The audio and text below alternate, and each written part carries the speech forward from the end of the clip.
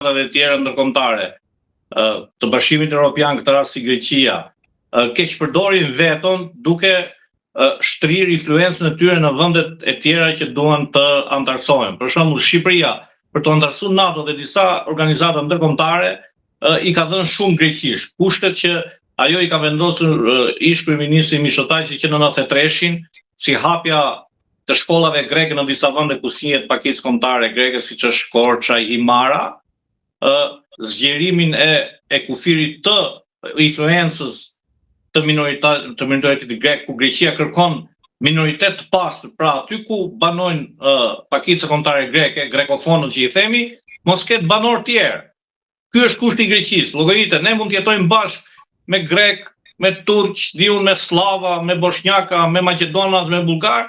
Greqia kërkon aty ku ka grek nuk duhet të ketë tjerë. Domethënë të jenë bashki të pastër nga greke. Gjë që kjo nuk sjell paqe dhe harmoni midis njerëzve dhe popujve, po sjell urrëtie.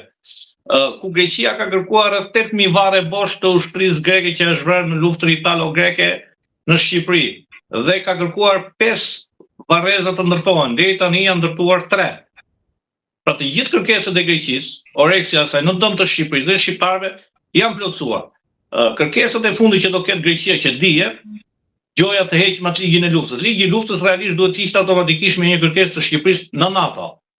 Sepse nuk mundet ti në një vend që je antar në një ushtri të bazë nenit 5 që kur një vend i NATO sulmohet nga një vend i tretë, NATO si një trup i vetëm reagon, Shqipëria do të kërkojë në jemi luftë me Greqinë. Si mundet? Kur një pjesë të qiellit shqiptar e ruajnë avionët e NATO-s grek, pilot grek.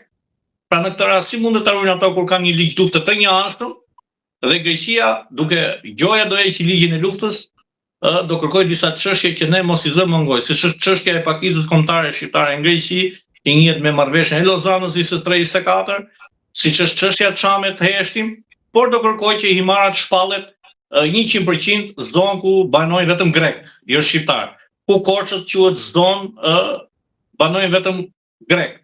Ku do kërkoj heqjen e bashkisë të Konispolit si bashki dhe ajo të thithet në një bashki tjetër të Sarandës, për të krijuar asacioni zinxhir i bashkive grekofone dhe kështu plotësohet ëndra për aneksimin e jugut të Shqipërisë apo autonomia e Vore e Epirit, që ka qenë në 13 dhe 14 apo me masakra që kanë ardhur kur ne ishim një shtet i sapo formuar, një foshin që nuk dinim të flisnim, nuk kishim dhe forca, po vetëm qanim, si një fosh një vogël. Prandaj që Greqia do kërkojë gjithë këto gjëra dhe unë ju uroj që ekspertët e Republikës Shqipërisë, Ministrisë së Jashtme të Mbrojtjes, Politikës, Gjeopolitikës, ta orientojnë zotin Rama, Ministrin e Jashtme, që mos kërkojnë antarësimin e Shqipërisë në BE me këto kushte ku dëmtohet rënd interesi ynë kombëtar, interesi ynë shtetëror, trashëgimia jonë historike. Se pasaj mas 20 vitesh, 30 vitesh kur ne mos jemi në këtë jetë, kështu që dhe zoti Rama ku mos do quhet tradhtar më tej. Pra, pse duhet quhet tradhtar zoti Rama duke i falur Greqisë kufirin e detit 12.000? Pse duhet quhet tradhtar Edi Rama kur t'i fali Greqisë çështën çfarë nuk grisën? Pra Rama duhet thotë nuk t'i jap këto. Sepse ne mund të mendojmë sot në BE, po nuk më duhet antarësimi i BE-s. Ne edhe pa BE-n kemi jetuar 35 vite. Pra 35 vite ne do hyjmë BE masdere. Turqia ka ja 40 vite masdere të BE-s. Dhe se ka gjetur gjë Turqinë është zhvilluar dhe më shumë. Bile Turqia është më e zhvilluar se disa vende të BE-s, siç është Spanja, Portugalia dhe Greqia është më e zhvilluar.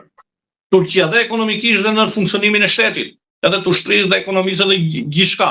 Prandaj them që neve duhet kemi shumë kujdes në këto kushtet që do na vej. Greqia sepse e kemi toleruar shumë, duke zgjeruar edhe kufirin detar mbi kurrizin ton, varrezat e ushtarëve grek, pa foli që gjua greke kemi futur gjuhë zyrtare, atje ku grekët janë shumir, siç është bashkia e Finiqit, bashkia e Dropullit, bile gjua shqipe nuk ekziston fare atje dhe në shkresat zyrtare, nëse ti shikoni, po ekziston vetëm greqishtja. Në shkresat zyrtare të kryetarit komunës, bashkisë, edhe të Finiqit dhe të Dropullit, unë i kam denoncuar këto gjëra. Si mundet? Ku në jugun e Shqipërisë janë ndërtuar me dhjetra përmendore të adartëve grek që kanë kryer masakra mbi popullsinë shqiptare të pambrojtur. Pra ne i kemi plotësuar këto. Po për detin